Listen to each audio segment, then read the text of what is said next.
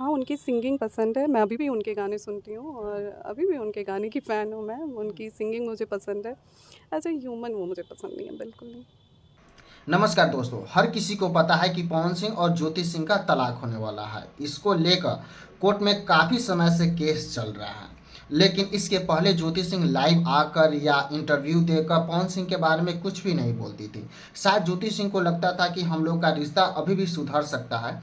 लेकिन अब फिलहाल ज्योति सिंह एक दो चैनल के इंटरव्यू में पवन सिंह की सारी पोलें खोल रही है। अभी फिलहाल पवन सिंह के बारे में ज्योति सिंह बोल रही थी कि उन्हें एक्टिंग तो थोड़ा भी नहीं आता है। अ, मुझे उनकी सिंगिंग पसंद है, एज़ अ एक्टर भी वो मुझे पसंद नहीं है। सो सॉरी यार, ये अच्छा, गाना बहुत हाँ, ज्योति सिंह ये भी बोली कि पवन सिंह के गाने का फैन है वो।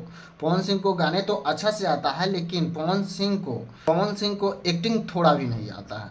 और आइए आप सभी को ये भी सुनाते हैं कि ज्योति सिंह अक्षय सिंह के बारे में क्या बोल रही है। अच्छा, जैसे बातचीत में मुझे पता चला था, मेरे पास वो रिकॉर्डिंग है।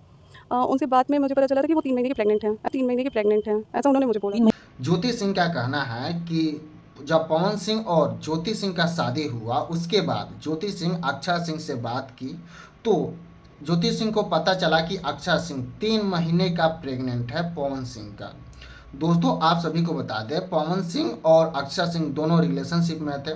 दोनों शादी से पहले फिजिकल में भी थे, लेकिन शादी के बाद भी पवन सिंह ये चाहते थे कि ज्योति सिंह के साथ साथ उनके रिलेशन में अक्षय सिंह भी रहे। लेकिन शादी के बाद अक्षय सिंह और पवन सिंह का विवाद हो गया। इसके बाद अभी कुछ समय पहले जो पवन सिंह और ज्योति सिंह का भी विवाद हो गया, दोनों में तलाक होने जा रहा है। दोस्तों आप लोगों को क्या लगता है कि ज्योति सिंह का कहना सही है या गलत? आप लोग कमेंट करके बताइए, क्योंकि कोई भी पत्नी ये नहीं चाहती है कि उसका पति किसी और लड़की के साथ सोए, किसी और लड़की के साथ रिलेशन रखे।